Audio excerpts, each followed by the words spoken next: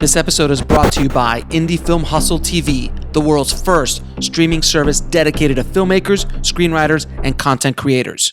Learn more at indiefilmhustle.tv. I'd like to welcome to the show John Lee Hancock. How you doing, John? I'm doing great, Alex. How are you? I'm doing great. Thank you so much for doing this. I've been a big fan of your stuff for a while, and I reached out to you because I wanted to talk to you about your process and your filmography and how you do stuff, because you've been able to write some amazing, like the perfect world. I love that when it came out. I was just like blown away by that, and a lot of the other writing you've done, but also your directing and how you transitioned from screenwriting to directing, and how you've been able to kind of jump back and forth and stuff. So we're going to get into the weeds a little bit about what you do, if you don't mind. No, ask away. So first things first, how did you get into the business? Wow, like most people, it was circuitous. And, I started off as a lawyer in Houston, Texas, practiced law for about 3 years. I'd been writing for a good long while, but started while in Houston, started writing screenplays. And I had a screenplay that got accepted to a Sundance Institute satellite program in Austin, Texas, over a weekend or something. And thought, well, maybe I have enough talent. Somebody thought so. And moved to Los Angeles, did every odd job in town to try to, pay the bills and have time to write. Had a theater company. I wrote and directed plays for friends who were actors. And just kept writing screenplays. And then, lo and behold, A Perfect World with Clint Eastwood and Kevin Costner got made. And that was the project that kind of launched you into your career? Yeah. I mean, I had other stuff before then. There was one little tiny movie I did. I think it was a $100,000 movie or something. But it was on purpose a straight-to-video movie. So I don't really count that. That didn't put me way ahead, I would say. But as soon as I sold A Perfect World, then I've been working ever since. So I wanted to go back a little bit farther back for a second. Is it true that you were a PA on My Demon Lover? Yes, that was my first credit. I was a PA on, for commercials, and HBO was just starting out. And so I met other PAs and met producers and things like that. And the opportunity to be a PA on that movie in both LA and New York, I took. After that, I figured I would just do PA work on commercials because it took me away from writing for too long. Right, exactly. Now, on that show specifically, was there anything you took away, any major lesson? Because I remember doing PA work when I first started out, and I realized really, really early, this sucks. And I don't want to wake up at 3 o'clock in the morning to set up cones. Yeah, exactly. Exactly. I had one of those. I think it was in Washington Square Park at 3 a.m. when it was not a good neighborhood. And so you're out there trying to talk the crack dealers off their corners. We're shooting here today. Can you move your crack dealing down a block? I would really appreciate that. Yeah, exactly. And shooting in Alphabet City before it was gentrified, and there's a lot. I mean, people peeing on you from their windows, and New York. Yeah, I love New York. But yeah, like you, I decided that I didn't want to have a life in production. I knew a lot of PAs who have continued on, and then they became first ADs and UPMs and things like that. But they were more cut out for it. I liked the process, but I didn't want to have a life of that. Yeah, exactly. Now, your first film, Hard Time Romance, which was that $100,000 straight up, how did you get that off the ground? And how did that whole project come to be? Because, I mean, it is your first time directing on set, and it is a big thing. I know it's not your big break, but it's like your first time doing it. Yeah, my theater company, one of the friends in our theater company was Brandon Lee, who was Bruce Lee's son, who tragically died on a set. And who makes an appearance in The Little Things. But we'll get to that later. Oh yeah. Wait a minute. I think he does. Yeah, okay. You'll tell me where it is. I think I remember seeing him. Go ahead. Yeah. But Brandon, we were good friends, and he would read everything I wrote. And I wrote that script, which I called Vaya con Dios. And they changed it to Hard Time Romance. I don't know why. But anyway, I wrote the script, and he was dating a girl at the time who worked for a company in the Valley that did straight-to-video movies. And this was before DVDs, before Blockbuster even, but there were video stores. And so all those video stores had empty shelves, and people were really taken with the idea that they could go actually rent a movie and watch it that night and bring it back. And so she smartly set up a company that would do little movies, sometimes using stock footage that she would buy of a car crash or something. And then, go buy the Nova that crashed, go buy a Nova painted the same color, and you've automatically got a set piece that you don't have to pay for. So it was that kind of a deal. But anyway, yeah, we shot in Las Cruces. And so anyway, so Brandon gave the script along. The producer said that she wanted to do it, and they were going to pay me something. I wasn't in the Writers Guild yet. I forget what they were going to pay me. Maybe it was $1,000 or something for the script. And then they were trying to find a director, and I raised my hand and said, I've been directing theater, but I'd really love to direct film. And so she said, okay, but I'm not going to pay you for that. And I was like, that's fine. You don't have to. So we cast it. It was Mariska Hargitay, one of her very first roles. Friends, Leon Rippey, and Tom Everett, who are character actors who have worked all the time, were both in it. And we went to Las Cruces, New Mexico, because we had some kind of a deal there. And I don't remember how many days we shot. Maybe it was 20. I don't remember. But I do remember we would routinely lose location. So we would be at a location in an alley or something, and I'm out there with the actors trying to block the scene. And also we have a very specific amount of film. And so we're using short ends and things like that. We go, okay, this scene takes 27 seconds. Do we have enough film to roll on this yet or not? And all those kind of things. So you really had to turn into a math problem almost every day. But you'd be out there working with the actors, and here would come the producer who says, we're leaving, we're going to the next location. I said, well, what about, we're going to come back to this one? It's like, nope, it's gone. Take it out of the script. And I said, but what about all the stuff that happens in the scene that's important? Nobody will be able to make sense of this. And she goes, you'll figure it out. So yeah, I would have to take bad exposition and, kind of ham-fistedly stick it into another scene. So it turned into kind of a really bad version of Days of Our Lives, with somebody saying, remember last week when Bruce went to the hospital? But yeah, so that was that. We finished the movie. I got locked out of the editing room because I had too many ideas.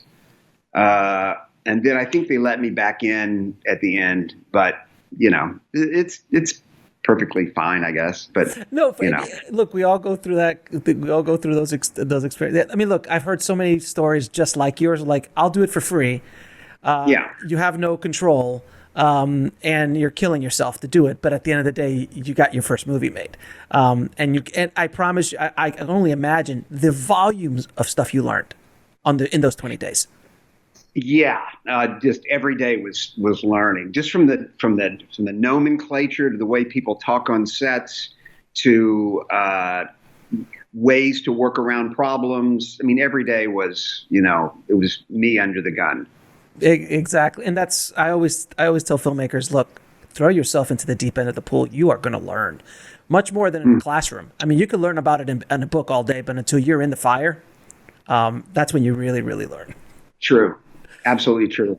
Now, you kind of started your directing. Well, you started your career in the business really as a writer. That kind of is what kind of launched you into the career. And you did this. You wrote this amazing script called The Perfect World for a little unknown director called Clint Eastwood at the time. How did that was that a spec script? How did that work? Yeah, it was just an idea I had, and I had I'd written. Let's see. I'm trying to think the exact order of how everything happened, but I just came up with an idea for it and wrote it. I mean, I outlined it for probably 6 months and then wrote it very, very quickly. I had it all kind of laid out and wrote it in a real writing jag. Spent most of the time writing it over at House of Pies in Los Feliz, because it was before Los Feliz was really cool and hip. And so Starbucks wasn't around just yet. No Starbucks, or somebody said it was the pre-Beck Los Feliz and the Beastie Boys. Yeah. So, by 7:00 at night, that place was empty and I could go in there and stay 3 or 4 hours and work, and they would keep refilling my coffee cup and on like that. But yeah, I wrote it and I was a pocket client of an agent by that point. Her name was Rhonda Gomez. Mm-hmm. And Rhonda, I gave the script to her, and at the time I had friends. I think Leon Rippey knew some people that had German money. Mm-hmm. There's all these different waves of money. This is money coming from China. It's money coming from Germany. It's money coming. And there was a wave of that happening in the late 80s. And so I met with a producer, financier, a German fellow, and he seemed interested in letting me direct it. And I was interested in that. It wasn't, either way. But Rhonda read it and she said, look, here's the thing. The German money may or may not be real. But the one thing I know is you need to get inside the walls. And this was when it was a very traditional studio system. So you need to get inside the walls. And we tossed this script over the wall, and I promise you'll be inside magically. Because she said it's a really good script, and I'm not saying it'll get made, but it'll certainly put you on people's radar. So, and she said, and then you can direct something else, but let's just play this out. I said, okay. So she sent it to 5 producers over the weekend and told them and knew them all and said to each of them, don't have this covered, read it yourself. And by Monday morning, I had 5 meetings set up. Of the 5, only one, Mark Johnson, who at that time was partners with Barry Levinson in Baltimore Pictures, wanted to make the movie, wanted to option the script. And the others were, we love this script. We're not sure we can get it made, but is there anything else you want to do? Or we've got these 3 books we own the rights to. Do you want to read them and see if any of them interest you? So immediately I got work and was inside the walls. And then, it started out being something that it was a script. Mark had the script and was passing it around to different people and stuff like that. And everybody, the word spread that it was a good script. And Steven Spielberg came up to Mark and their friends and said, I hear you've got a great script and you haven't sent it to me. How come? And Mark said, well, there's a little bit of Sugarland Express in it. Mm-hmm, mm-hmm. So I just didn't think you'd be interested. Right. And he said, well, let me read it. And he read it. And so the next thing I know, Mark and I are going over to Steven Spielberg's house for lunch. And Steven. So stop right there. I just got to. Yeah. Let's take this slowly. What is it like as a young, unknown screenwriter to be invited over to Steven Spielberg's house at arguably the height of his powers? Yeah. Well, one, the option check hadn't quite.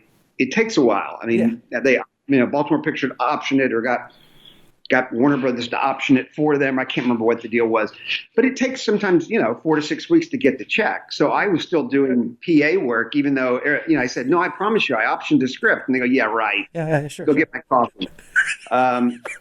And so I had to, I still was taking meetings and things like that around town. And I told Rhonda, my agent, I said, if you can ever make meetings lunches, that's 10 times better for me because I get a free meal out of it. Because I was really broke. Wow. And so she would try to get lunches in. So anyway, Mark called and said, do you want to have lunch on Saturday? And I said, yeah, sure. Let's do it. He goes, we're going to Spielberg's house. And I went, oh, wow. And I'd never met Steven. Uh-huh. And so went over there. And when we got there, we got to the house and got in there. And Kate was there with some of the kids, and Steven was out at Jack in the Box with his son, which was the weirdest thing to me, thinking about Steven Spielberg pulling through Jack in the Box. But so he was gone, and I'm there, and I'm talking to Kate, and she's from Texas, and I'm from Texas, and so I'm getting really relaxed. It's, there's kids and dogs and all that good stuff. It's just a normal great house. Don't get me wrong, but still, it was very comfortable. And at one point, I was laughing and leaned back in my chair against the wall, and I felt something start to fall on my head. And I put my hands back up, and it was kind of a lucite box of sorts, but it was huge. It was something mounted on the wall that was coming down, and I was holding it. And I turned my head around to see, and it was Rosebud. And I go, oh my God. No, it was not Rosebud. Was it? Yes. I said, oh my God. I almost just destroyed the most important piece of American cinema memorabilia. And for everyone listening who has not seen Citizen Kane, Rosebud is a very important artifact out of Citizen Kane. And Steven Spielberg has purchased that Rosebud. Yes. Mark Johnson, making a joke, said they burned the best one. That was the second. So don't worry about it. That's amazing. But at that time, I still had my hand up on it, and here comes Steven in, and I see him, and I'm trying to hold this thing up. I look, and he goes, "Pretty cool, huh?" And I said, "Rosebud." It was so that we were off and running from there. It was surreal, to say the least. It was, and Steven said, "I love your script. What do you do in the next 2 weeks? I want to go through it with you. There may be some little stuff we want to adjust, but I want to do this and do it fast because I've got another movie that I'm scheduled to do, a dinosaur movie, which became Jurassic Park." Yes. But he said, I've got a start date for that, but ILM is never going to be ready. I know it's going to get pushed. So I'll have time to fit another movie in. I'd love to do this one. And I said, okay. He just come over here every day and we'll work. I said, okay, that works for me. Sure. And then by the end, he said, tell you what, though, let me double check with ILM, just to make sure. Because if they're going to be ready, I can't push this down the road. It's got to start if we're ready to start. There's a lot of money behind it. And said, okay, I get it. So for about a week, I didn't hear anything. And then Steven came back and said, ILM said they're going to be ready. And so I have to do it.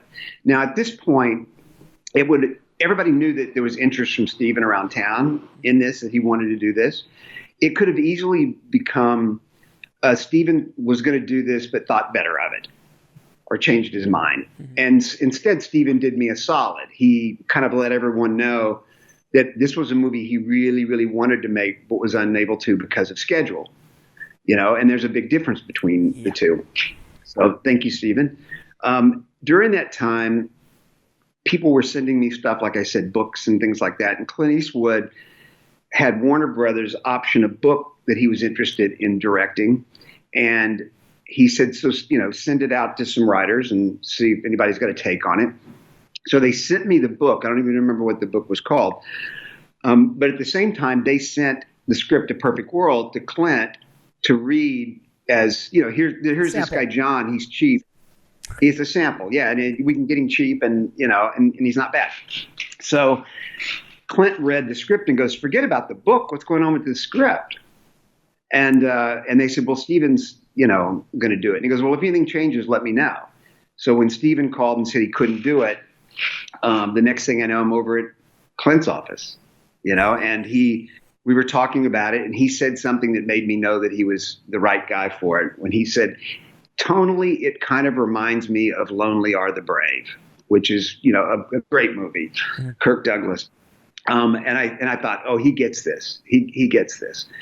So, the next thing he's going to do it. He's got to go off and do a movie with Wolfgang Peterson first before he's going to direct this. He's about to start acting in a movie. In the Line of Fire, yeah. In the Line of Fire with John Malkovich, and yeah. So anyway, we've got a little time before we're going to start. But he one day he calls, and when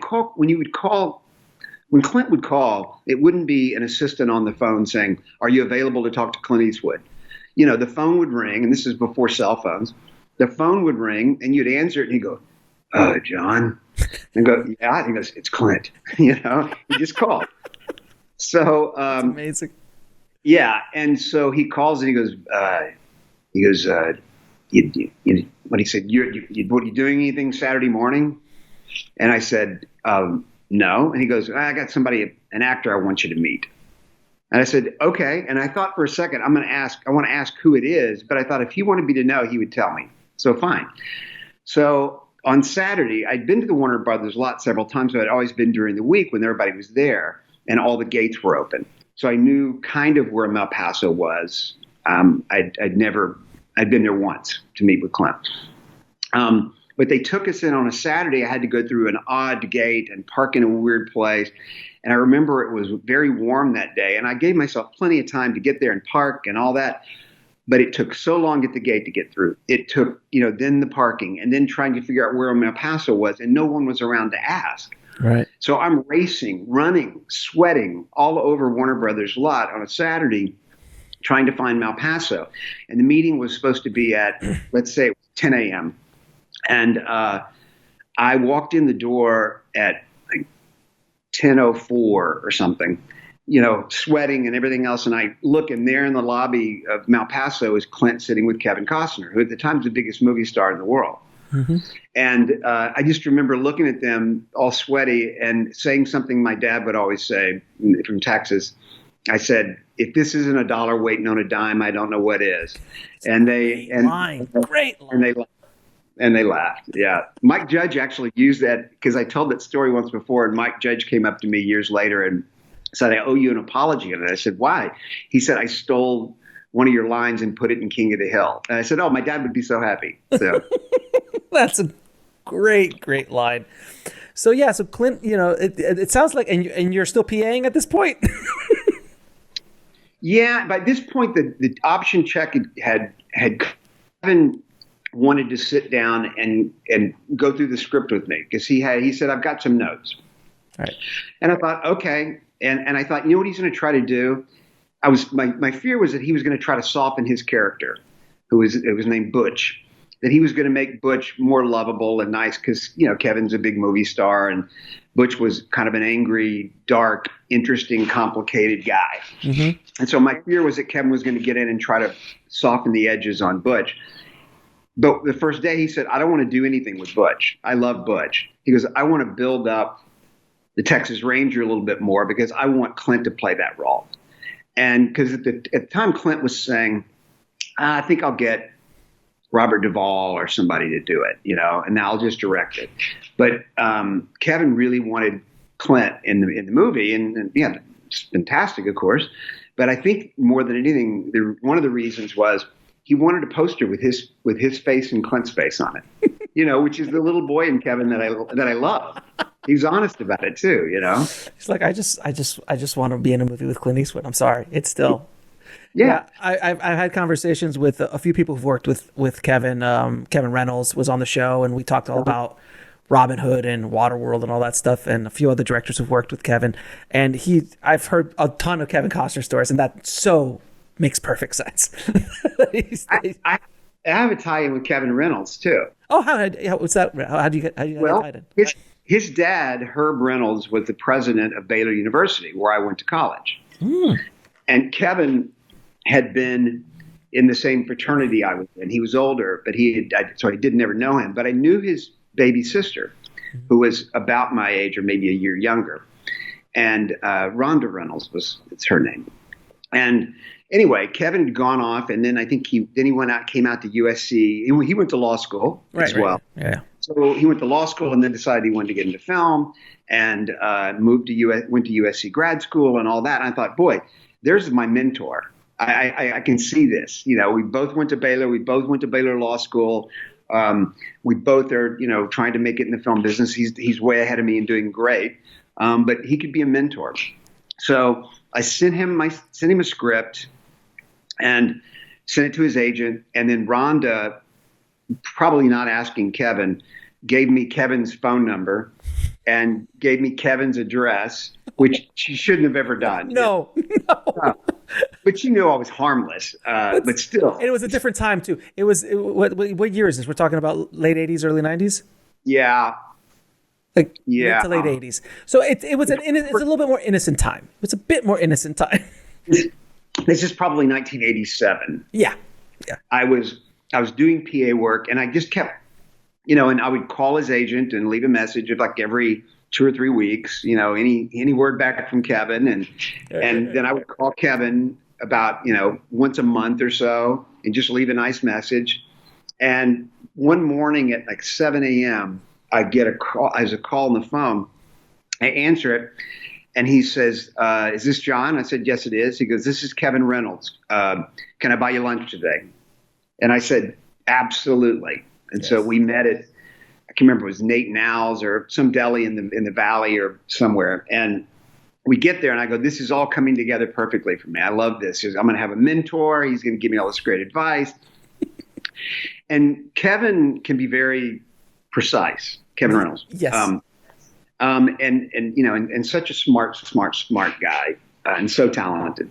So I'm a little daunted, but I get there and we sit down, and he says, "We should go ahead and order, just we can get that out of the way." I said, "Okay, great." And so, he ordered, and I think I said, "I'll have what he's having, just make it easy." Right. And then he said, "Okay, what can I do for you?" And I said, "Well, were you able to read my script?" And he said, "I read 15 pages, which told me all I needed to know, which is you're not without talent." Just what you want to hear. Yeah, but you've got a lot of work to do. And I went, "Okay." And he said, "Anything else?" And I said, "Well, advice. And he said, "Well, if I give you advice, will you take it?" And I said, "Yes." He goes, "Go back to Houston and practice law." He said, because he said, and I'd also asked him about, mentor. And he said, "It doesn't work that way." He said, "You get a mentor when you've got something to add to the equation." Right. And he said, "It just doesn't work." He goes, "Look, nobody wants you here. You're competition. Why would I want to, why would I want to help you?" So I'm going, this is the worst. This is the worst lunch I've ever had. And he said, "Go back to Houston and practice law." He said, "Because here's the thing. If you'll take the advice of someone you've known for 15 minutes, you're never going to make it in this town anyway. And if you leave here after this lunch and you go, to hell with that guy, I'm going to write 10 pages today." He said, "Then this was a good lunch." And I went, "Okay." And I did. I was kind of angry with him. But I went and just wrote like hell. And so it was probably the best lunch I've ever had in Hollywood, the most productive in a way. And Kevin is exactly that. He's a very sweet man, very intelligent from when I spoke to him. And I could see that. After knowing him I spoke for almost 2 hours. I could see that lunch so clearly in my head, because he is precise, and he will tell you, and he's no BS, which I love about him. He will tell you straight up. But in many ways, he was one of your greatest mentors without mentoring you. Yeah, and it was funny because then we're cut 2 years later, and I'm doing A Perfect World, and I'm sitting, with Kevin in his office over at TIG at Warner Brothers, and Kevin Reynolds calls him. And he puts it on speaker because, I told him I knew Kevin a little bit, and, so we're all friends. And I thought, well, this is really cool. He said, "Me put him on speaker." And I said, "Yeah." I said, "Hi, Kevin." And he goes, Hi, how are you?" And I said, "Fine. I'm here with Kevin. We're working on A Perfect World. It looks like it's going to go." And I thought he's going to go, "Man, you did it. That's so great. That's fantastic. All those years back." He just went, "Congratulations." That was it. That makes all the sense in the world. That makes all the sense in the world. It's great. But no, you know what? But and this as well as anybody in this town, to get someone who's candid and truthful is rare. Yeah. It's extremely rare to find someone like that in this town. Yeah, exactly. And hold on. That's true. And like I said, it was probably the most important lunch I had early on. It wasn't what I expected, but it drove me to work harder. So after Perfect World, then you got another writing assignment, Midnight in the Garden of Good and Evil, which was also Clint. So I'm assuming one thing led to another, and Clint hired you to do that as well. Clint didn't hire me. What happened is there was another producer on the lot, and I was looking at different stuff to think about what I was going to adapt next. And they sent this book over that was, I can't remember if it was in Galley or it hadn't been published yet, I don't think. And they had troubles. The writer, John Barrett, had troubles with his agent with the book because they didn't know how to sell the book. They said, does it go in the travel log section? Does it go in, is it fiction? Is it not fiction? What is it? And so he traded agents and found one that would help him get it made. And I read the book and talked to them, and I loved the book. The book's just masterful. And they said, it's a shame no one's ever going to really read it. And I thought, well, you know what? If we make a movie, some people will read it, I bet, maybe, but I think it's great. And, like when you have a dense book like that, with lots of interesting and colorful and complicated characters, the first thing you have to do is, figure out which 60% you're going to excise, because it's a 2-hour movie roughly. So anyway, I rolled up my sleeves, said yes, wrote a draft of it that the producers liked a lot, and then we were talking about different directors, and I ran into Clint on the lot, and he said, "Hey, what are you doing? What are you up to?" And I said, "I just finished writing the script, he goes, "Well, it's Warner Brothers." I go, "Yeah, it's Warner Brothers." He said, "Can I read it?" And I said, "Sure." He goes, "I'm kind of looking for something." So he read it and called me and goes, "Yeah, let's do this." And so all of a sudden it just upset the apple cart in a certain way, because it was like everybody was going, "Who are we going to get to direct this?" And they go, "Well, Clint's doing it." Okay, great. Here we go. And there we went. And he was very good to me on both those movies because he allowed me to be on the set. And that wasn't something that he had done a lot of. Right. And his technique, from what I understand, ever meeting him or being on set, is he's that really short, concise, 1 take, 2 take, 3 takes tops kind of guy, very laid back, he's just so comfortable. I mean, he's been on a set for hundreds of years at this point. Yeah, he is. I mean, John Cusack coined the phrase for him. He called him the Zen Daddy. Yeah, and that's Clint. I mean, I try my best to emulate kind of how his sets work in terms of I don't like Clint. I don't like screaming. I don't like yelling. I like running, people running around or doing that kind of stuff. I mean, I think Clint told me one time, he goes, "They don't run in hospitals and they're saving lives." So what do we have to run from? What a great line. That's so, but it's so true. And you see all these, I mean, I can't stand working with first ADs who are yellers and screamers. I'm like, if you're yelling and screaming, you obviously don't know what you're doing, in my opinion. Like, it's enough. Yeah. You should be able to do that job without yelling and screaming.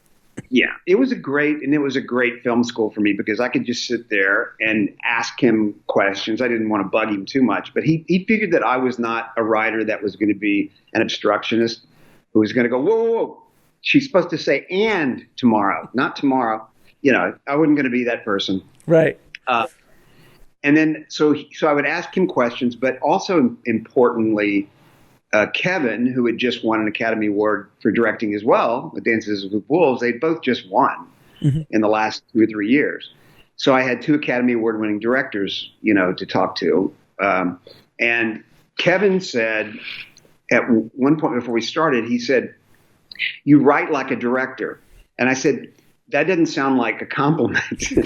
And he goes, "No, I don't mean that. What I mean is you have a very strong visual sense that comes from the pages. Do you want to direct?" And I said, "Yeah, eventually." He goes, "You should direct this movie." And I said, "Well, we've got this Eastwood guy, and he just won an Academy Award. I think we should stick with him." And Kevin said, "No, you should prepare to direct it. You know the scenes. What the call sheet says we're shooting tomorrow. If you'll come up with shot list or thoughts and lenses and things like that, I'll talk with you in makeup in the mornings. You bring your stuff in and we'll talk about it." And it was fascinating because I'd bring my stuff in and Kevin would go, yeah, I'm with you until here. I would do this differently or I would do that differently. And sometimes I agree with him and sometimes I didn't. And then you'd get to go watch Clint actually direct the scene. And sometimes it would be like, well, that's exactly the way I was going to do it, and other times it would be, it's the opposite of the way I was going to do it, but I think it's better.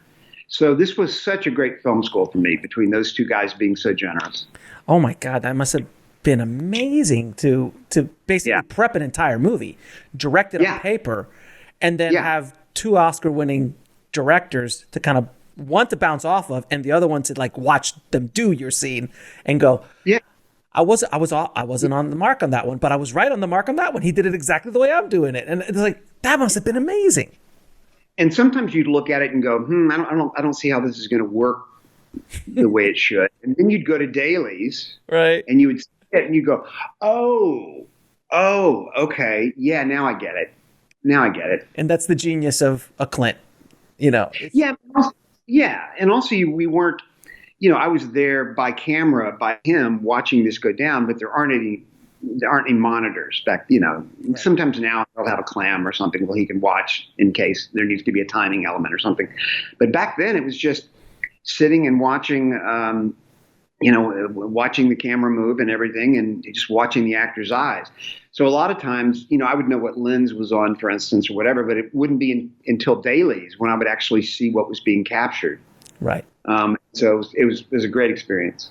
Now, when you're writing, do you start with character or plot? Because I know that's a chicken and egg scenario, and a lot of screenwriters start with a plot and then fill it in with characters. A lot of people start with characters and then fill in a plot. How do you start when you're writing, other than when you're adapting, obviously? Yeah, I usually kind of start with something loose plot, but very quickly thereafter it becomes about the characters, and then let the characters inform the plot. I mean, with A Perfect World, it was a weird one because I had a whole bunch of scripts I was working on and different ideas for a script. And one of them was I was interested in doing a story about an older Texas Ranger who's about to retire, and it's the week of the Kennedy assassination in Dallas, and kind of how that assassination really humbled Texas. It's like, how could this happen here? Why did it have to happen here? Kind of thing. Mm-hmm. And to see somebody who was probably in his younger days more sure of himself, and then like a lot of us when we get older, I knew that the last line of that movie about this Texas Ranger was going to be, "I don't know nothing, not one damn thing." And that's all I knew. And so I had that one, and I go, but I'm not sure what the plot is. Then I had another one that was loosely based on, there was a kid who was abducted in our small town in Texas. And, so it was with guys who had broken out of prison for like 3 days, and he was grabbed early in the morning. So I had that, but I didn't know what to do with it. And then I had, growing up, I was born in Longview, Texas, in East Texas, and in second grade moved down to the Gulf Coast. But when we were living in Longview, we were right next to a field with trees and things like that. And my younger brother, Joe, the first time we ever got store-bought Halloween costumes, he got Casper the Friendly Ghost. And he wore it. I mean, he must have been 4 years old or something. He wore it all the way through the holidays and into the spring. And my mom finally had to cut off the sleeves to make shorts and short of it because he would wear it every day. And so I had this image of him, and he would be playing by himself in the Casper the Friendly Ghost outfit, running around the field. So I have a Texas Ranger at the end of his career, Casper the Friendly Ghost in a field, and a kid who gets abducted. And these were three different things, and and that's what I'm saying. It took a long time over the course of 6 or 9 months of me just kind of figuring how they could blend together. And so that was the weirdest script I've done, because that's no way to write a script. Yeah, that's definitely the hard way to go about it, without question.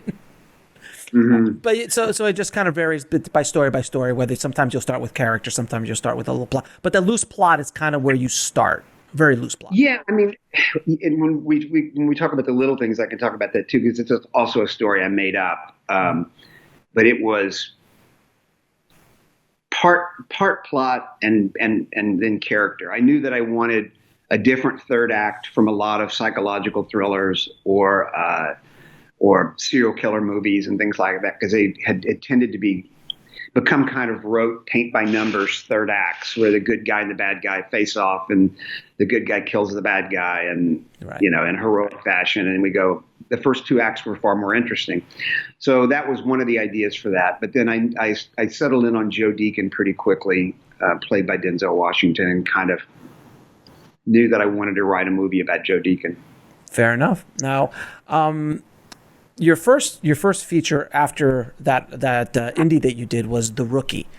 Now, I've seen The Rookie, I don't know how many times. I absolutely love The Rookie. I loved it when it came out, and I kept watching and watching. It's just one of those movies that when it's on, I just watch it because it just feels so good. Because and I like it more as I get older. I like it a lot more now in my 40s than I did when I was in my 30s or even in my late 20s, which I still enjoyed it because it's just a great underdog story. How did you, because that's the first jump to a major studio directorial debut. How did you jump from screenwriter to that? That's also a weird one. I mean, because had movies made and had a deal with Warner Brothers and all that, I had different things I would pitch them, and I would pitch myself as, I want to direct this one. And so they make a deal. It's a writing directing deal, and they're probably thinking, well, if the script's really, really good and we want somebody else to do it, maybe we can pay him to go away, or maybe he'll be the right guy for it. So they believed in me. The people at Warner Brothers believed in me, and Clint vouched for me and said, no, he's a director. You should give him a shot sometime. So I was sitting there. So I had a couple of different projects that I was attached to as a writer director, and I always thought the first big movie that I directed would be something that I'd written, just because I would have a leg up and know where all the bodies are buried and could be a little lighter on my feet, I felt. So anyway, and Mark Johnson, who continues to be a friend and who produced The Little Things as well and also produced The Rookie, he was brought on to The Rookie as a producer along with Mark Ciardi and Gordon Gray, who had initiated the project. And so Mark sent it to me, and he said, would you do me a favor and read a script? He said and Mark grew up in Spain and didn't know much about Texas. He was like Virginia and Spain were the two places he had lived in his life, and then Los Angeles, of course. But he said, I think the script's good, but is it authentic?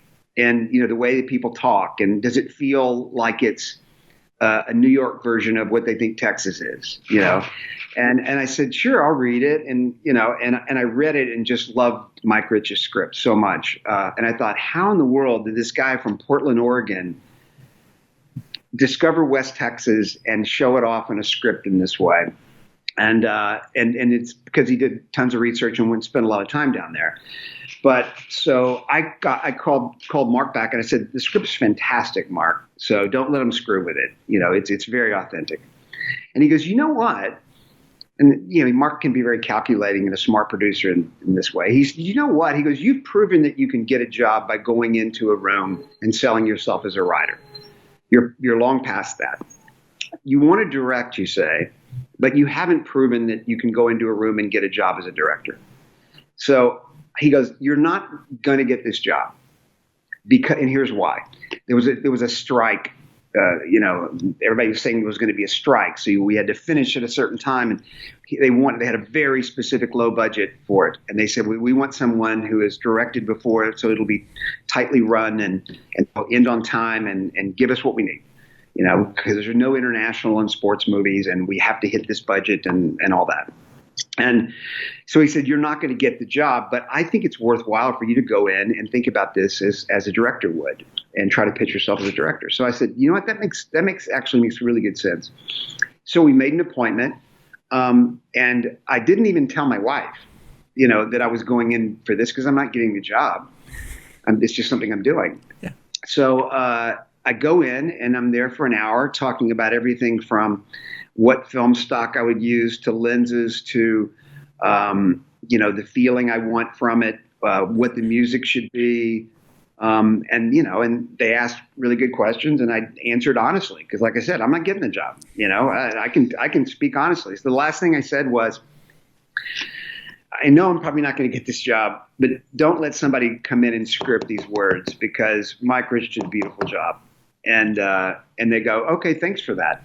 And I left and then got a call from Mark Johnson who said, you're not, I hope you were serious about wanting to direct it because you just got the job. And I went, what? And he goes, yeah. He said, Nina Jacobson said, I know it's the risky choice, but I don't think there's any doubt that he's the one. They'd met with lots of directors, that he's the one who gets the material better than anybody else. And so I came home and walked in and I go, I think I'm directing a movie. And she said, Brad's, which was this other project I had. And I go, no, it's called The Rookie. And she goes, what is The Rookie? And I said, well, maybe you better read it before I say yes to this, because she was pregnant at the time too, with our first kids and all that. So anyway, she read it and she said, I understand why you want to do it. And I think you should. So we went off and I got John Schwartzman. I've worked with John many, many times to be our DP. He had been in Michael Bay world and done a beautiful job on lots of Bay movies, but he started off doing Benny and June and wanted to get back. Yeah, he wanted to get back into being the character guy and all that, and not just the big explosion guy, because he was capable of doing all of it very well. So we could afford to get John because he would cut his rate to help make him more relevant across the board as a DP and not just Michael Bay's DP. Right. And so then other people loved the script and came on board, and then next thing you know, it's getting made. And we're such an inexpensive. We were the lowest budget movie of the year for Warner Brothers, and they had Pearl Harbor. They were dealing with Pearl Harbor in post and getting that out. They had lots of other expensive movies they were dealing with, and so they pretty much forgot about us. We went down to the best place to be. We went down to the desert in Texas, and they forgot about us. At one point, after about a week, because they were looking, I knew they would carefully watch dailies, just especially those first couple of weeks, to see whether they'd made a horrible mistake hiring me. And after about a week, somebody at the studio called John Schwartzman, because they had a real great relationship with John, and said, John just went through all the dailies, and I think they're really good, right? And John said, yeah, they're really good. And said, so he's doing okay? And John said, yeah, leave him alone. He knows what he's doing. So they said, great. And they never bothered us again. And that's something that I found, and this is something that they don't tell you. This is where the politics of directing come in. John, if you would have had a bad relationship with John could have fired you, gotten you fired off that set because you'd had no juice whatsoever. And I've been on sets before where the script supervisor was the mole for the producer to see if can this guy direct, and I didn't realize that until later in the time that I was being watched. A lot of first time directors don't realize that they're, especially at the studio level, I can imagine you're being watched until someone vouches for you, and that's why it's good to be friends with everybody on the set. Yeah, I mean, you're right. I mean, it's really an integral relationship. Your relationship with the DP, your production designer, your costumer, your production staff, your first AD. It's all really important relationships. But when you're talking about how you see something, I was not the kind of guy who wanted to come in and go, give me a 17 on a sandbag down here and point this way. I'm just not that. What I'd rather do is talk about feelings. The same as like talking to actors. I don't tell them how to act. I just hope to say something that provokes something in them, that they can do. So with John, it might be, can we be lonelier and wider? And let him do his thing. And then he would say like a 17 on a sandbag, and I go, yeah, that sounds great. So anyway, we had a great relationship, and, we were together, and this was back in the days when you would watch dailies at night. You would finish shooting. We were out in like Thorndale a lot, shooting outside of Austin, and we'd drive back into Austin and go to our facilities there where we would watch film dailies. And it would be 10 or so of us, and we'd have some pizza and some beer and whatever, and watch dailies and really learn from them together, But mostly they were really beautiful dailies. So mostly just patting each other on the back. Exactly. But that went to Disney. Wasn't that a Disney release? Yeah. That was a Disney. So it started at Warner's and then it got sent over to Disney? No, it was always a Disney release. It was set up at Disney. I had a deal at Warner Brothers to direct a movie, but then that one came up over at Disney. Got it. Okay. So it always was Disney. Yeah, it was Disney. Got it. And I felt so bad because I said, I'm going off to direct a movie for your rival studio. And I had a great relationship with Warner Brothers. And I had a little tiny office. It was just me and an assistant and a Xerox machine by a bathroom or something. And it was no great shakes, but I loved it. And I said, I called Warner Brothers and said, I'm about to go off and do this movie for Disney, and so I probably should clear out so you guys can get somebody else in here. And by that point, I had 500 books in there on the walls and stuff. And they said, no, you know what? Don't worry about it. It's fine. No, there's no big push. We'll figure something out.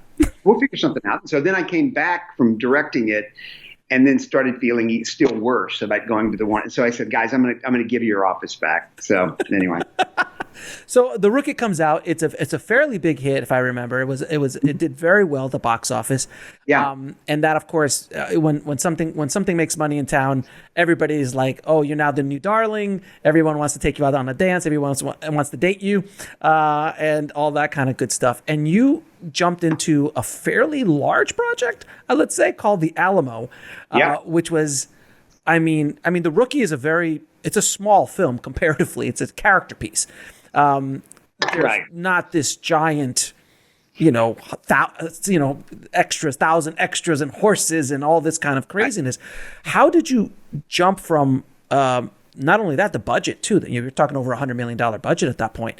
How did you make that jump? And how did because it's one thing to make a hit at a $20 million or $50 million budget movie. It's another thing to give somebody their second film $100,000. And by the way, I had the same question for Edward Zwick when he went from All About Last Night to Glory, and his story was fantastic. But I want to hear yours. Well, mine was I had a good time with Disney, and Disney really loved The Rookie, and it did well at the box office and made money for them and all that. And they had set up the Alamo there. At the time, it was just called Alamo. And it was originally a script by Les Boheme, who's a friend of mine. And it had gone through rewrites, and Ron Howard was attached. And the first thing that happened was Ron Howard, who I knew, we had met several times, and I like Ron a lot. And he called and he said, "Would you do me a favor?" And I've looked at his movies and he's looked at my movies, and you try to help each other out, since then. But he called and said, "Would you read a script for me? Because I know you're from Texas, and I would just love your read on it, because I'm not sure how to wrap my arms around this one." And so I read it, and we had, some discussions about it, and, stuff that I said, I think you might push this a little bit more, or lean into this a little bit more, and some of those kind of things. And he said, "Okay, thanks." And then they had a falling out at Disney over the rating. And Russell Crowe was loosely attached at that point. And he was going to play Sam Houston. And so then what happened was it was going to be R-rated, and then Disney said, it's such an expensive movie, it was like $100 million movie, that we can't afford to leave all that business behind. We need this to be PG-13. And so Ron, said, well, if I'm going to do this, I kind of want to do an R-rated movie. And I think he actually in his head was thinking, I'm not sure I want to do this movie anyway. He had another one called The Missing, I believe, with Tommy Lee Jones and Kate Blanchett that he did instead. But he stayed on as a producer when Disney came to me and said, Dick Cook came to me and said, would you consider doing The Alamo? because at this point they already had started building sets. And, it was something like 60 acres of sets in the hill country outside of Austin. I mean, this is like the way they used to do it in the olden days. This is no VFX, really. These are actual buildings that Michael Kornbluth, our brilliant production designer, designed and laid in. And then there was waterways he had to create and all this stuff. Anyway, so they asked if I'd be interested. And I said, yeah, but I need to do a rewrite on the script. I mean, I am interested. I'm intrigued. And they said, would you? So we had a couple of discussions about that. And then they said, would you go down, and we have a production designer and we have a costumer already on the show. They've been working for many, many, many months. Could you go down and see what they've done? And of course you can bring your own people in or whatever, but just, go see what they've done. And I said, yeah, I'm interested in directing this. Ron called and he said, the only thing I would ask is that you absolutely have the right to bring your own people in, but go look at what they've done first, just to see. And then get rid of them and hire who you want, but just go see what they've done. So I went down to Austin and went out and saw those brilliant sets being built and all the progress, and then went to the warehouses filled with Mexican army uniforms and swords and scabbards and and went to the ranch where all the horses were that we had bought for the movie. And it was just, I was a kid in a candy store. And so one, I certainly wanted Michael and Daniel to stay on if they would. And two, then I sat down to do a pretty extensive rewrite on it to make it the story that I kind of wanted to tell. And Disney was great. I mean, they were great every step of the way. And they were lovely in post too. But I would say shooting the movie was as much fun as you can have. I mean, it's daunting. Yeah. You're driving out to the set and you see 50 trucks, and then some days we've got 2,000 extras today. That started getting dressed at 1 a.m. just so they could move them all through. And there were days when I think we fed 3,000 people. And it's daunting, but it's also, it feeds your ego in a kind of a good way to say, I'm up for this. I can do this, and had a blast making the movie. And then we had a very short, something Clint had told me that I didn't listen to was, he told me when I was about to go off and do it, he said, just make sure you've got plenty of time in post.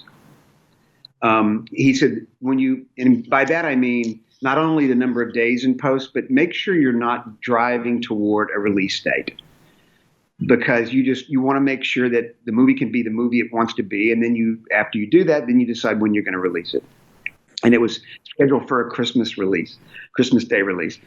And I essentially had less time on that movie in post, or close to the same amount of time as The Rookie. And, just the footage alone, going through the footage is, oh, man. Slightly different in coverage.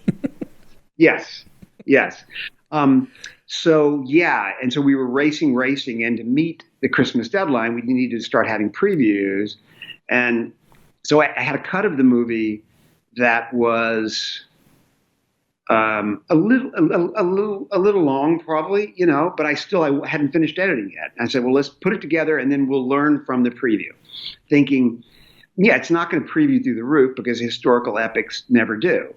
And anyway, so we had that first preview, and I said, this will help me know what 15 minutes I want to cut out and where it's going to feel slow and all that stuff. And we tested, and I believe we tested a 69, which for a historical epic is not bad. And I think Master and Commander had tested within those 2 weeks as well, and it tested similarly to it. But, Tom Rothman looked at that number and said, well, it's a historical epic. I think it's a great movie. It's keep going. And Disney, coming off, my success with The Rookie, was thinking, how come we're not in the 90s? And we were like, well, you're never going to get in the 90s with this. It was supposed to be an ambiguous ending. Texas was born through blood, and some of it's heroic and some of it's definitely not heroic. Mm-hmm. It's a story of a Mexican Civil War is what it is. It's not it's not jingoistic patriotism, which I think in some ways Disney was hoping for and counting on, and maybe they didn't read my script, but again, they were completely kind and tried to be helpful, but it was just post was a nightmare. I learned a lot from that, which is trust your gut. And I just found it fascinating jumping from something like The Rookie to something like The Alamo, which is so much more massive. And I mean, on the set, like you were talking, like you're driving by and there's 50 trucks and you're feeding 3,000 people. I imagine that there's a certain amount of stress and pressure that you feel. And you feel that stress and pressure I'm assuming you felt that same stress and pressure on those days doing your first feature. Different stress and pressure because this was your first time. When you're at that level, how do you process that kind of pressure? Because you literally have $100 million plus budget on your shoulders, plus the P&A that's going to be another $50 million or whatever it is now, probably more than the budget itself for P&A and these kind of giant movies. How do you deal with that? And how do you not only deal with it, block it from the creative process? Because I can imagine that pressure can just collapse on you and just hurt the creative process. And I've seen that happen. We all seen that happen throughout history to some directors. Under that pressure, you can see the movie just suffers because it just couldn't deal with it. How did you deal with it? Well, I think because I was early in my career as a director, I didn't think about it too much. I mean, ignorance is bliss. Ignorance is bliss. Yeah, absolutely. I didn't consider. I knew it was an expensive movie. I knew I didn't want to waste Disney's money. But to their credit, they never were constantly reminding me either. They just do the work, and our schedule was sufficient to the task, and it was always about making it the very best it can be, and a great crew and great actors and all that good stuff. So I didn't think about it too much until post, probably. But more than anything, I mean, it's the same if you're doing Via Con Dios or The Rookie or The Alamo. I mean, the sun comes up, the sun goes down, and these are the hours you have to capture what you need to capture.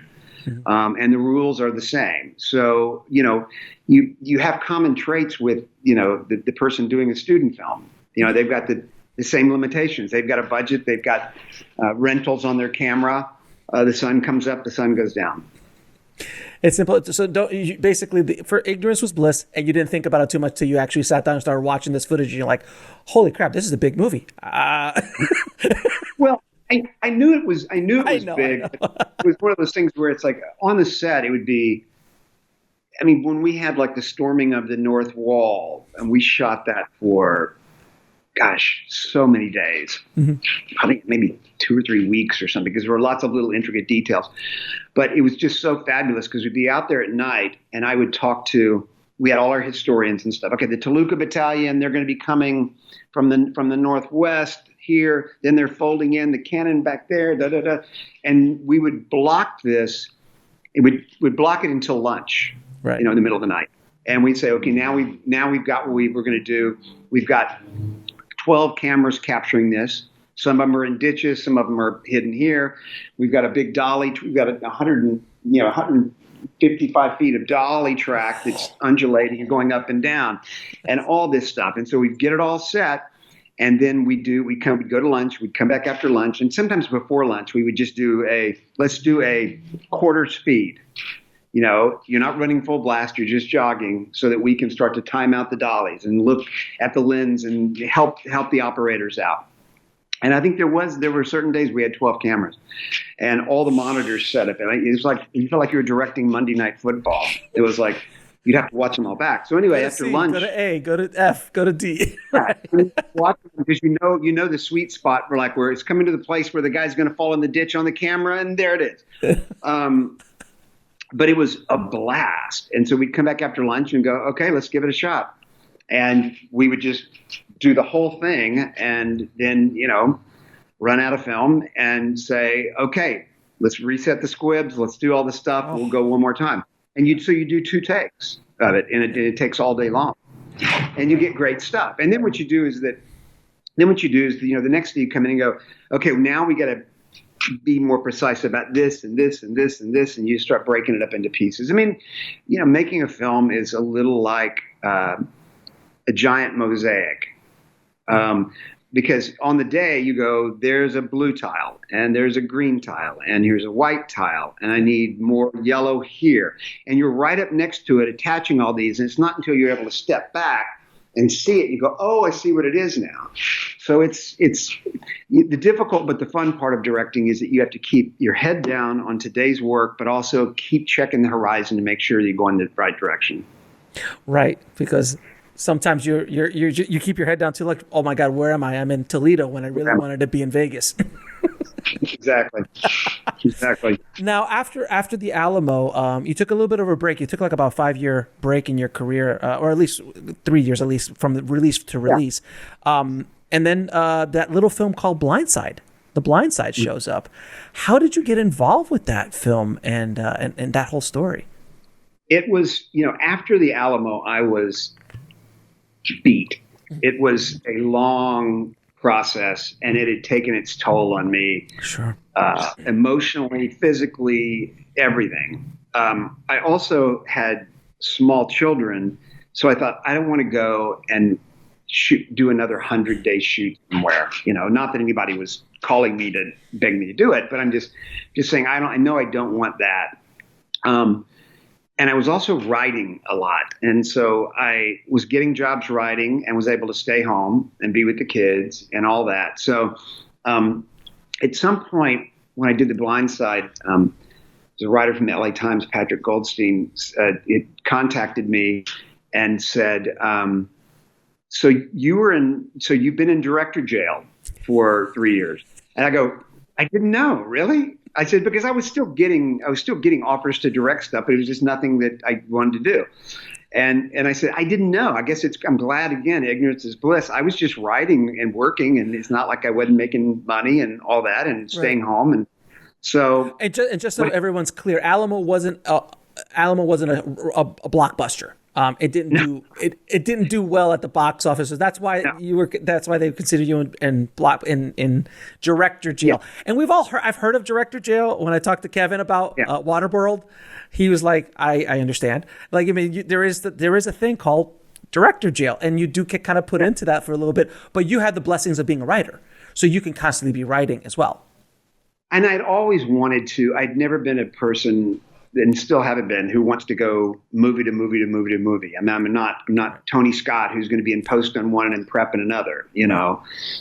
Rest in peace, Tony. Love Tony. But that's what Tony did. It was just keep going, keep going, keep going. And I like to recharge and write and think about stuff and figure out what I want to do next, because it's 2 years of your life. And I don't like to wake up at 4 a.m. So if I'm going to choose, it's got to be something that I'm going to be invested and interested in for 2 years. And so sometimes it's hard to find those things, because some things you go, this is a great script. I'm not sure I'm the right person for it. And I think I would get bored with it after 9 months. So anyway, one of the things that came to me was a producer named Gil Netter had secured the rights to Michael Lewis's book, The Blind Side. And I'm a big Michael Lewis fan, and read everything he writes, and he's fantastic. And I was, and so I was going to get the book and read it anyway. It's Michael Lewis, and the call came. Would you like to read the book? And they wanted to gauge my interest in adapting and directing it. And so I thought, well, yeah, I'll read it. I'm going to read the book anyway. I don't want to do another sports movie, though. I said, I just don't want to do that. I had talked to Ron Shelton once, and we were on a panel together after The Rookie and baseball movies and all that, And he said, okay, you made it out unscathed. The movie's great. Don't ever do another sports movie. I said, what? He goes, no, man, it's a rut. That nobody thinks I can do anything with sports movies now. So he goes, just be cautious, be careful. Mm-hmm. And so here comes, I'm not going to do another sports movie, but I read it, and about halfway through, I go, I've got a specific take on this, and I think I've cracked it. They're probably going to disagree. It was over at Fox. So fine, I'll go have a meeting. I went to have a meeting. I love the book. Went to have a meeting, pitched an unconventional mother-son story, and they, eventually they said, yeah, we want you to do it. So we had meetings and meetings and meetings and meetings and talking about it. And then I wrote the script, and it became, and everybody loved the script, but it became obvious that something happened along the way there. When I first finished it, Julia Roberts was very interested in it, and Fox was desperate to be in business with Julia Roberts. So it might as well have not been called The Blind Side, but instead, Untitled Julia Roberts Project.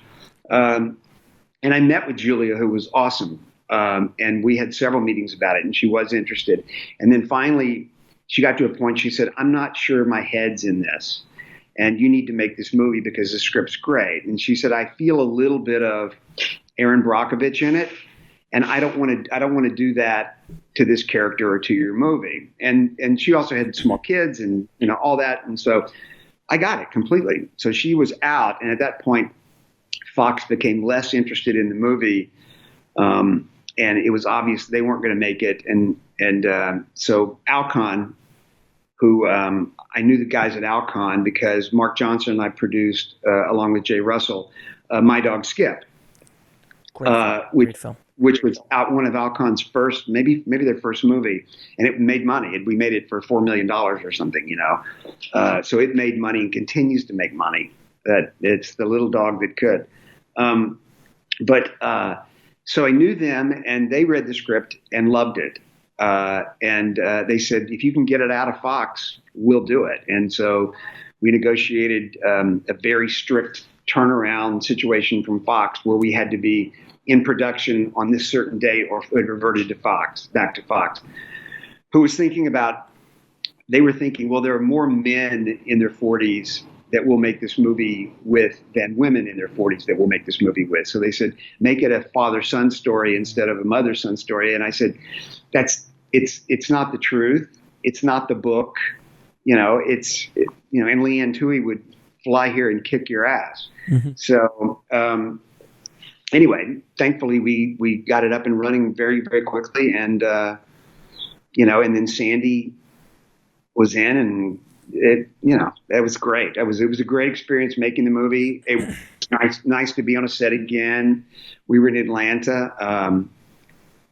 I was loving it. I had no idea. I thought it had commercial instincts mm-hmm. and potential, but you never know, how's this all going to come together? I thought Sandy had essentially just kind of taken over Leanne Tui. She talked like her, she walked like her, she wore her clothes, the watches, everything, the rings, they were all, based on Leanne's actual stuff. And she had Leanne read the script for her out loud, just so she could have the cadence. And Leanne did all the lines and all that kind of stuff. So it was, but it was a great experience. And then, we had our little movie, and it tested through the roof, and it was a crowd pleasing kind of feel good movie. So it needed to. Mm-hmm. Warner Brothers opened it wide. And that first weekend, I remember it was Thanksgiving. It opened like on Thanksgiving Day or the day before Thanksgiving or whatever. So we had a long extended weekend through Thanksgiving weekend. And the studios would come out with their projections, every studio would make the projections on their movies and other movies around town that were passed around by a guy named Jeff Blake. And so Warner Brothers, Fox said the projection for The Blind Side is $12 million. I'm making that up, but it was something like that, mm-hmm. which would have been, for our budget, would have been made it a success. Mm-hmm. But, and then somebody else, I think it was Sony, maybe said 15. And then Warner Brothers came out with their projection, and it was 20. And the thing is, what studios do is they don't puff up their own movies. They would rather project low mm-hmm. and not get people too overly excited. So my agent, David O'Connor, at that time, when he saw the projection from Warner Brothers at 20, he said, they think it's going to do 25, or they wouldn't have put 20. Wow. And the other thing was we were supposed to open originally the following spring, but a slot opened up with Warner Brothers, and it was going to be going opposite, what is the vampire? One of the Twilight series? Yeah, the first Twilight. Oh. So they said, do you want to open against that? And I was like, well, we're not going to win the weekend. It doesn't matter on our budget. And so we went into that. The reports were good. I was hoping that, at least the minimal would be Fox's projection of 12, and it did 34 million. Oh no, it's a monster hit. It was And then gigantic hit. It just never went away. 6 different times it outperformed its previous weekend during its run, which is I'd never heard of. It's staggering. I remember that with like Home Alone. Like Home Alone came out and then like it kept growing and people were like, "What?" Titanic. It kept growing. You're like, "What the heck's happening?" No, Blindside was an absolute smash hit. And then you get an Oscar nomination, and then Sandra wins the Oscar for it. And you must have been on cloud 9 during those times. I was, and it was one of those ones because there was no expectation with it. I thought it was a nice movie and a good story. And I thought, this has commercial instincts. We'll see. And then we never talked about awards or anything like that. It was just the movie. It's a sports movie. Sports movies generally don't. Yeah. Generally don't get that kind of reaction. And there was no like press stuff going on for it. No push for anything for awards. And I remember at Alcon and at Warner Brothers, they said, "You know what? Everybody's talking about Sandy Bullock. Like she might get a nomination. We should probably put some bucks into pushing this a little bit." Right. And so I remember the first thing was a cocktail and hors d'oeuvres party just for Sandy, and it was all press people and stuff. And people were over the moon for the movie and for her performance. And then it was just by surprise. All of a sudden it was like, how did this happen? You just get swept along, and you go, wow, this was kind of great. And I told my wife, I said, none of this will ever happen again. The idea of this movie making this much money, coming out of nowhere for an awards season that are so calculated. I mean, awards season is like months of preparation and laying the foundation to leap at the right time and get nominations. And this just happened. Yeah, it is a once in a career kind of situation, to say the least. Your 2 next films, which are Saving Mr. Banks and The Founder, you tackle, again, real life characters and stories. Mm-hmm. With tackling Saving Mr. Banks, like Walt Disney must have been daunting just to just portray. I mean, and you're working with Tom Hanks and Emma, and it just must have been amazing. How did you approach trying to bring Walt Disney to the screen with Tom? Well, the first thing was that the script, Kelly Marcel's script, was fantastic. And even though I'm not a huge fan of Mary Poppins or musicals or any of that kind of stuff, I was just really drawn to the father-daughter aspect of P.L. Travers. And the fact that it was her movie, and this was just 2 weeks in the life of Walt Disney, really, Right. So I think I didn't think about it that much, but the first name that came to mind, of course, was Tom Hanks. Mm-hmm. And then we cast Emma first, and then Emma was there, and she's great and perfect for it. And then everybody started talking around town about it, and Tom, wanted to meet, and so we met, and I was prepared for tons of different questions and things like that, because that's a daunting task for him. Walt Disney's never been played. Right, exactly. And then if there is anybody that can pull it off, it's Tom Hanks. You want someone who is. I wanted and needed an icon playing an icon. Absolutely. Yeah, you can't get an unknown for that. Nope. Yeah, and all he said to me was, all the stuff in the script that shows me smoking and shows me, that I have my scotch at 5:00 and I curse a couple of times, and I curse a couple of times. Just make sure just tell me, is that going to stay in the script? Because I'm really drawn to this. I'm drawn to Walt Disney as a human being, not an icon. And I said, yeah, it's going to stay in, or I'm out too. And he said, let's shake on it. So we shook on it, and he said, okay, let's do it. That was it. It was like a 10-minute meeting. That's yeah. And it was wonderful. That was so much fun. We had so much fun making that movie. And the movie turned out great. I'm very proud of it. And then that's wonderful. The Founder was also one where the script came to my desk, and I read it and really liked it, but I thought, I've already done all these. real life characters, but I felt like that nobody really knew or looked at Ray Kroc the way they did at Walt Disney or something, you know. Right. And there was also something about the script. Rob Siegel wrote it, and it was beautiful, where I was pulling for this guy in the first half of the movie and then actively rooting against him. And I thought, that's an unusual high wire act to try to pull off. Right. And in the first person that popped in my brain was Michael Keaton, you know, because there's some similarity in, you know, how he and Kroc look and all that. But just Michael's a great salesman, and I mean that is in the nicest possible way. There's something about him. There's an energy that he's selling you, whether it's he's telling you a joke or whether he's talking about a movie. There's an enthusiasm there that I thought, man, he's this guy. He's this guy. And he wanted to make sure that it was a warts and all portrayal. He said, we're not going to shine him up at the end. And I go, no, not at all. He said, but I want to be true to him. I want to be true. I want to make sure that everybody understands what a complicated individual he is. He said, because there are things about Ray Kroc that I greatly admire. I mean, everybody said, even his enemies, they've never met anyone who worked harder. And how was he was like in his mid-50s, right? When he started? Yeah.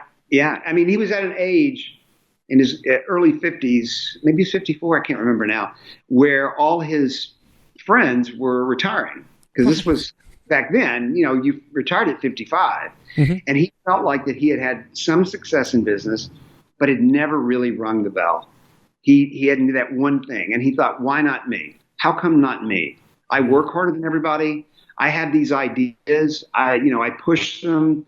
The multi-mixer, the fold-a-nook table, he's just trying. He's just hustling. And I love that about Ray Kroc. But yeah, I mean, so anyway, I liked it, and we did a little rewriting on it, and Michael said yes, and it was a little tiny movie we did, and I love that movie. Yeah, and I always love characters, or I love movies where the villain turns into the hero or the hero turns into the villain, or they jump back and forth. It just makes it so much more interesting to watch, because you're right, Ray, you're rooting for him at the beginning, but towards the end you're like, he's destroying the McDonald brothers. Like, he's like stealing this from them. It's literally under their feet. Yeah. No, I always thought of it as Death of a Salesman with a very different ending. Willie Loman takes over the world. Right. It's essentially it. It was a remarkable film. Now, your latest film, The Little Things, I mean, you've got arguably three of the most powerhouse actors working in Hollywood today: Denzel, Jared, and I always forget his first name. Rami. Thank you, Rami. Who are just these powerhouses. I have to ask you, how do you direct three just powerhouse actors in one scene? Because there's a couple of times in the movie that all three of them are together. Yeah. How do you direct those scenes? Because you got three. Are they all same schools as far as acting are concerned? Is one more method? No, because I heard Denzel's much more method, or less. No, he's less method. But there's just like different styles. How do you direct that? I mean, every actor is different. I mean, in some way, every actor is method, in that they have a method to get them to the character that they need to play. Right. In terms of it being method, Jared's probably more traditionally what we think of, in that he stays in character. Mm-hmm. And we didn't have read-throughs or rehearsals with Jared and Rami and Denzel where they met in real life. When they met Albert Sparma, played by Jared, he was Albert Sparma. And when Albert Sparma saw had a scene with Denzel, it was not Denzel, it was Joe Deacon.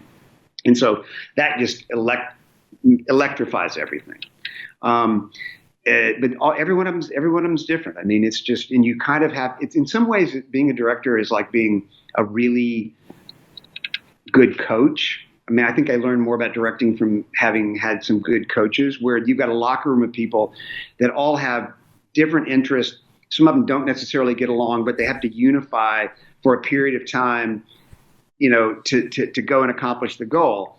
And some of them, and some athletes need praise, and some need challenges, and some need, but these two guys, obviously there's, it's just a conversation. I mean, they're all just, they're juggernauts. So, I mean, I just love watching them all act. So for me, it wasn't about maneuvering them in any way, one way or the other. It's just we'd already talked about everything.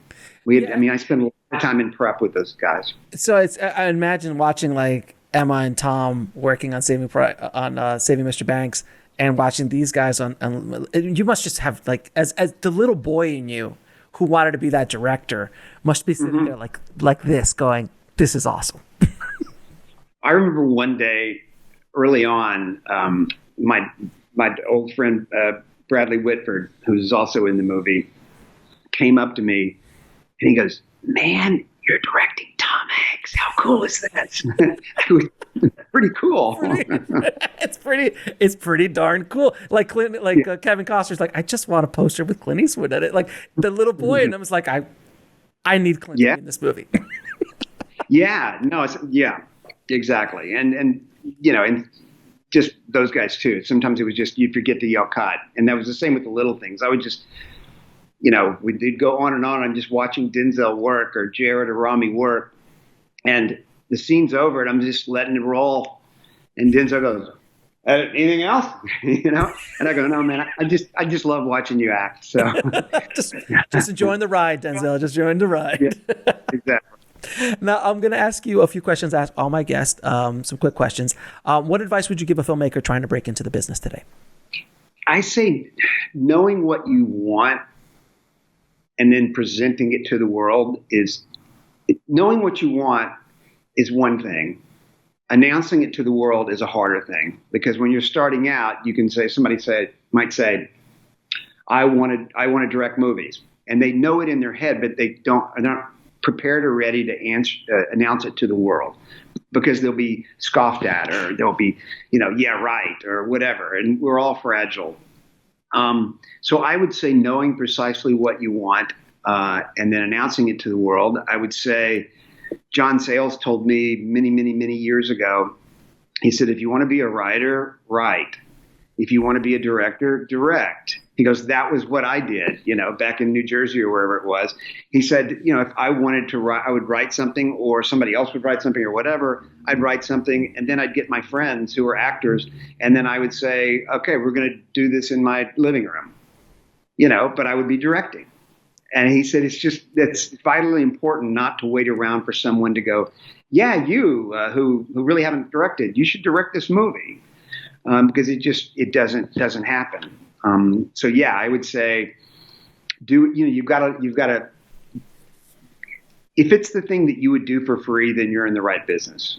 I mean, it's got to be a hobby that you hope to make a living at, something that you love so much you do for free. Now, what is the lesson that took you the longest to learn, whether in the film business or in life? That's a good question.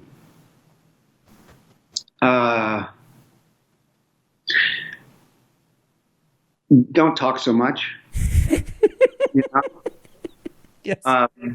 I sometimes have a tendency, as you've seen over the last hour and a half, to just flap my gums too much, and I should listen more. And I try to remind myself to listen more, especially in conversations with actors, and when you're working on a movie, or someone's reading your script for you, to give you notes on it. It's and also to ask more questions, not just go, yeah, I like that too, and here's why. Yeah. It'd be like, did it seem this to you? Did it seem that to you? I mean, asking questions and listening to answers, I think is you get further ahead that way than yapping on like I do. And last question, 3 of your favorite films of all time. Well, that's a rotating list. Mm-hmm. It depends on your mood. It depends on what you're in the mood for. On the day. Yeah. On the day. I really love, I named my corporation after a line of dialogue from Badlands. So I'll throw Terrence Malick Badlands in there. I love The Conversation, which is my favorite Coppola film. Mm-hmm. Let's see, a third one. Man, so many. Love Lonely Are the Brave. Love The Conformist, Bertolucci's The Conformist. Love the whole run of Michael Ritchie movies. The Candidate is I think a brilliant movie because it started out as satire, and now we look at it and it was just prescient. You know, It was a documentary. It's a documentary now. Yeah, exactly. But John, listen, But yeah, that's a lot. But yeah, those are a few. it has been an absolute pleasure talking to you this last 90 minutes. I truly appreciate you taking the time and sharing your journey with filmmakers of our tribe, and hopefully this will continue to inspire some people down the line. So you have been making some really great movies over your career. I hope you can continue to make many more in the future. So thank you so much, sir. Me too. Thanks for having me, Alex. I appreciate it.